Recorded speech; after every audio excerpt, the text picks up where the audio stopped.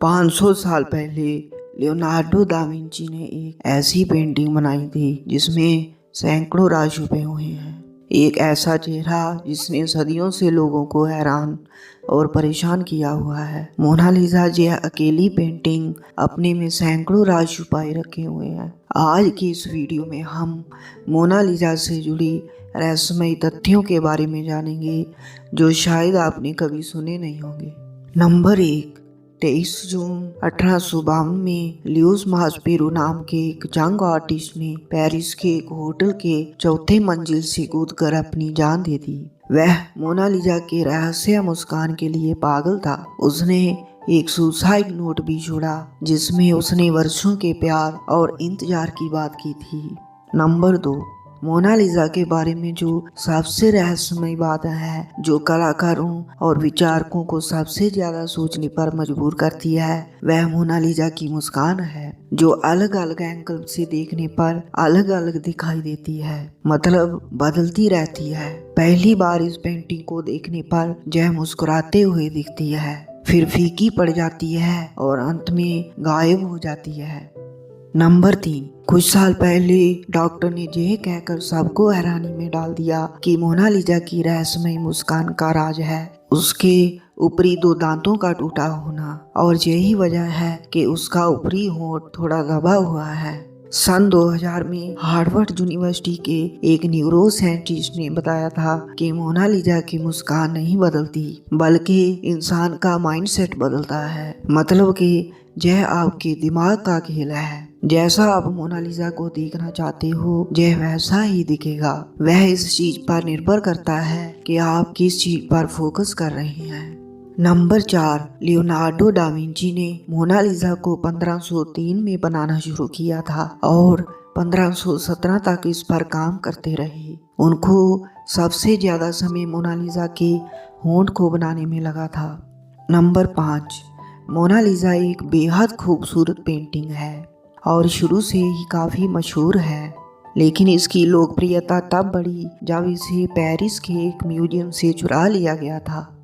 Number 6, दुनिया के सबसे मशहूर पेंटिंग को दुनिया के सबसे बड़े म्यूजियम से चुरा लेना एक बड़ी हैरान कर देने वाली घटना थी, लेकिन इससे भी हैरान कर देने वाली बात यह थी कि इसके चोरी के इल्जाम में जिस व्यक्ति को शक के घेरे में रखा गया था वह थे एक महान पेंटर पैब्लो पिकासो। बाद में काफी पूछताछ के बाद उन पर यह इल्जाम हटा दिया गया। नंबर 7, 21 अगस्त 1911 को इस पेंटिंग को चुराया गया था, लेकिन उस दिन इस चोरी की तरफ किसी ने ध्यान नहीं दिया।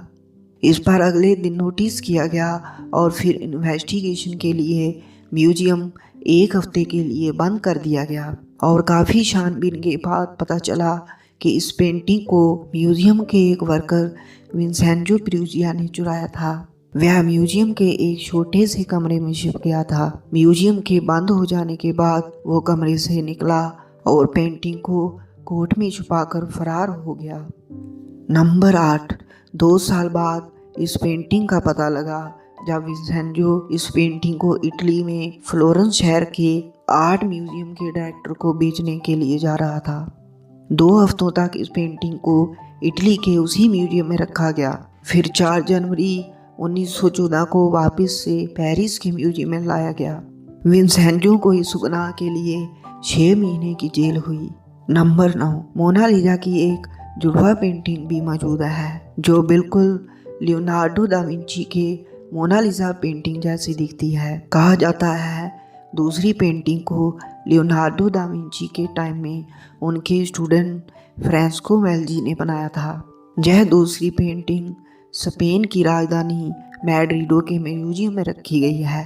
नंबर 10, आज तक यह बात रहस्य है कि मोनालिसा कौन थी, यह तस्वीर किसकी बनाई गई थी, यह कौन औरत थी। ज्यादातर इतिहासकारों का मानना है इस पेंटिंग में जो औरत है वह लिज़ा गेरार्डिनी है, जो कि फ्लोरेंस की एक इटालियन औरत थी। लेकिन एक विरोधाभास यह भी है कि मोनालिसा पेंटिंग दा विंची की खुद की तस्वीर है, मतलब कि उन्होंने इस पेंटिंग में खुद को एक औरत के रूप में दिखाया था। नंबर 11, इस पेंटिंग को कई बार नुकसान पहुंचाने की कोशिश भी की जा चुकी है। 1956 में एक बोलीवियानिया टूरिस्ट ने मोनालिसा पर एक पत्थर फेंका था, जिसकी वजह से मोनालिसा की बाएं हाथ की कोनी के पास एक छोटा सा निशान आ गया था। बाद में इसे रिस्टोर कर दिया गया। इसके बाद इसकी सुरक्षा को देखते हुए इस पेंटिंग को एक बुलेट प्रूफ ग्लास के अंदर रखा गया। नंबर 12, दा विंची एक अच्छे राइटर भी थे, लेकिन हैरान कर देने वाली बात यह थी उन्होंने इस पेंटिंग के बारे में कहीं भी नहीं लिखा। नंबर 13, द्वितीय विश्व युद्ध के दौरान मोनालिसा पेंटिंग को 6 बार इसकी जगह से हटाया गया ताकि यह बेशकीमती पेंटिंग जर्मन नाजियों के हाथ ना चली जाए। नंबर 14, दा विंची के एक स्टूडेंट ने 1514 से 1516 के बीच मोनालिसा पेंटिंग का एक न्यूड वर्जन भी बनाया था, जिसे मोना मना कहा जाता है। इसके हाथ और बॉडी की पोजीशन बिल्कुल मोनालिसा की तरह है। नंबर 15, दा विंची ने मोनालिसा को पेंट करने में 30 से भी ज़्यादा लेयर्स का इस्तेमाल किया था। उनमें से कुछ लेयर तो इंसानी बालों से भी बारीक थी। नंबर 16, गिनीज वर्ल्ड रिकॉर्ड के अनुसार मोनालिसा दुनिया की सबसे महंगी पेंटिंग है। 1962 में इसकी कीमत $100 मिलियन आंकी गई थी। 2019 में $700 मिलियन के आसपास है। नंबर 17, 1519 में विंची के मृत्यु के बाद मोनालिसा फ्रांस के राजाओं के प्राइवेट कलेक्शन का हिस्सा बन गई। यह पेंटिंग नेपोलियन को इतनी पसंद आई थी कि कुछ समय के लिए उन्होंने इसे अपने बेडरूम में लगवा लिया था। नंबर 18, मोनालिसा पेंटिंग की साइज 30 बाई 21 इंचेस की है। ये सिर्फ दिखने में ही बड़ी लगती है और इसका वजन 8 किलोग्राम है। लियोनार्डो दा विंची ने इसे पेपर पर नहीं बनाया था, बल्कि लकड़ी के पैनल पर ऑयल पेंट से बनाया था। नंबर 19, जब आप इस पेंटिंग को देखते हो मोनालिसा की आईब्रो नहीं दिखता है। अब सवाल उठता है कि दा विंची ने मोनालिसा की आईब्रो क्यों नहीं बनाई थी। सन 2017 में एक फ्रेंच इन्वेंटर पास्कल कोट ने हाई रेजोल्यूशन सीन से पता लगाया कि लियोनार्डो दा विंची मोनालिसा की आईब्रो को बनाया था, जो टाइम के साथ धीरे धीरे गायब हो गए। नंबर 20, 2003 में अमेरिकन ऑथर डैन ब्राउन का एक नोवेल आया था, दा विंची कोड। शायद आप में से कुछ लोगों ने इसे पढ़ा होगा। इस नोवेल पर आधारित बनी फिल्म विंची कोड जरूर देखी होगी। इस फिल्म में दिखाया गया है मोनालिसा की पेंटिंग में सीक्रेट कोड छुपे हुए हैं। अपने नोवेल का पब्लिसिटी करते हुए डैन ब्राउन ने दावा किया था कि वह मानते हैं कि पूरी किताब फिक्शन पर आधारित है, लेकिन बुक में जो इंफॉर्मेशन दी गई है वह सत्य पर आधारित है, जिसके लिए उन्होंने काफ़ी रिसर्च की है। इस किताब और फिल्म का ईसाइयों ने जमकर विरोध किया था, क्योंकि उनका मानना था यह हिस्टोरिकल इनकरेक्ट है। नंबर 21, बहुत लोगों का मानना है लियोनार्डो दा विंची के मरने के बाद उनकी पेंटिंग मोनालिसा को दोनों तरफ से थोड़ा थोड़ा काट दिया गया है, क्योंकि मोनालिसा की जो शुरुआती रेप्लिका है जो विंची के समय के ही पेंटर ने बनाई थी, उनमें दोनों तरफ पिलर दिखाई देते हैं।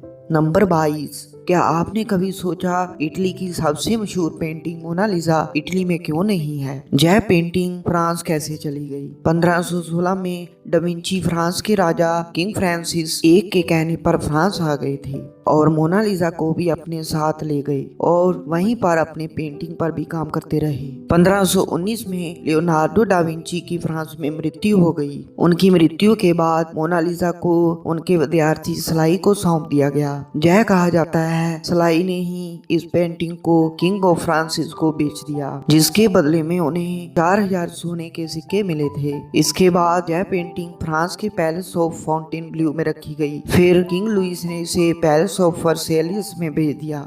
नंबर 23, 1963 में फ्रांस की सरकार ने मोनालिसा को 2 महीने के लिए यूनाइटेड स्टेट भेज दिया। वहां की म्यूजियम में रखने के लिए 3 हफ्तों के लिए इसे नेशनल गैलरी ऑफ आर्ट में प्रदर्शित किया गया और 3 हफ्तों के लिए न्यूयॉर्क के मेट्रोपॉलिटन शहर के मेट्रोपॉलिटन म्यूजियम ऑफ आर्ट में प्रदर्शित किया गया। एक व्यक्ति को सिर्फ 20 सेकंड का समय मिलता था मोनालिसा को देखने के लिए। आपको यह जानकर हैरानी होगी उस वक्त इतनी लंबी लाइन लगती थी कि एक व्यक्ति को इस पेंटिंग की झलक पाने के लिए 2-2 घंटे तक इंतजार करना पड़ता था।